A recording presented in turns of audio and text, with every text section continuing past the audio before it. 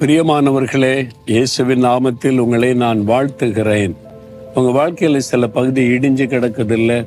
உங்களுடைய குடும்பம், உங்களுடைய பிஸ்னஸ்ஸு, உங்களுடைய வேலை, சில பகுதிகள் இடிக்கப்பட்ட நிலைமையில் சீர் செய்ய முடியுமா? மறுபடி கட்ட முடியுமா? கலங்கி நிற்கிறீங்களா? எல்லாம் முடிஞ்சிட்டு அவ்வளோதான் நினைக்கிறீங்களா?